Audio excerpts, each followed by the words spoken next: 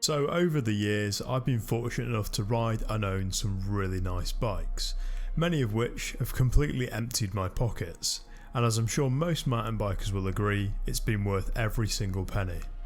However, many of us didn't start out on these bikes. I think when looking at the newest and latest bikes, it's really easy for us to get entrained in all of the marketing and forget the question of if we were able to have fun back then, why can't we have the same fun now? So for the next month while we're still in lockdown, I'm going to be riding this 15-year-old, £150 beaten up Kenesis maxlight XC bike. While this bike was an absolute steal for the price that I paid for it, I'm hoping that this experience will convince people that you don't need the latest and greatest bike gear to get out there and have fun. In addition, I'm hoping that this will highlight the weak points in my riding that have been masked by years of modern geometry and suspension. And oh boy, did it do that. So to begin with, I took the bike out for a quick test ride to highlight any of the major problems that I'd need to address before taking the bike out on the trails. I'd also just like to take a moment to apologise for the terrible mismatched fluoro combination that I've got going on here. My commuting gear is currently the only winter gear that I've got. So firstly, it was noted that the bike really was in need of a tune-up. Pretty much every bearing apart from the bottom bracket was loose and the gears were completely out of index. Speaking of gears, this bike uses a 1x7 setup which is perfect for commuting but was shockingly bad when it came to any sort of gravel or mud elevation.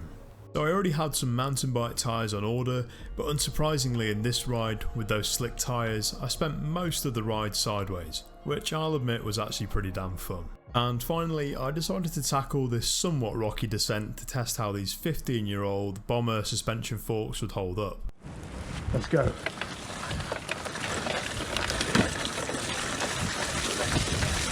going to stick to the river a bit so we get a bit more traction.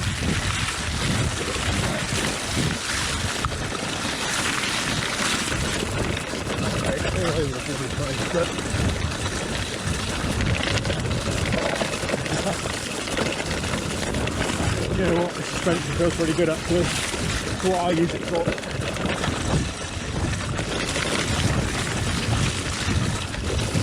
Way more unstable than the Bizango. So that's the As you can hear from my reaction, I was really quite surprised at how good the suspension forks were. But one really concerning point was that the mechanical brakes had almost completely stopped working halfway around my ride. Therefore, I decided to fit these Clark's M2 hydraulic brakes, which were still relatively cheap and should stop me from getting killed in my first week. As for the tyres, I also fitted these ridiculously cheap Impact trail packs. So after tuning and tightening everything, I was ready to take on the local trails.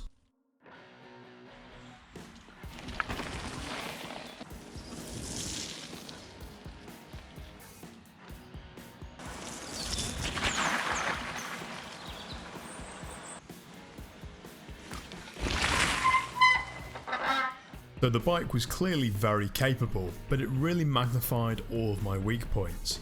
And trust me, there were many.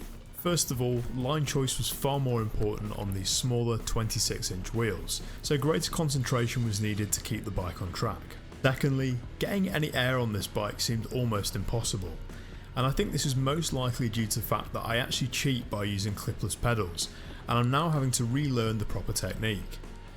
Finally, control and bike position was really difficult on this ride. It's really clear to me how much modern geometry aids you in getting your weight back while maintaining grip on the front tyre. In my case, this ended up in me eating the mud quite a few times.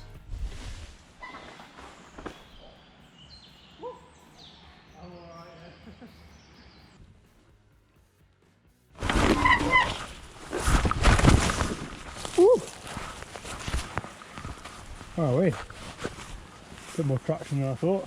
So despite being a bit sore after crashing twice, I actually really enjoyed the first week of riding this bike.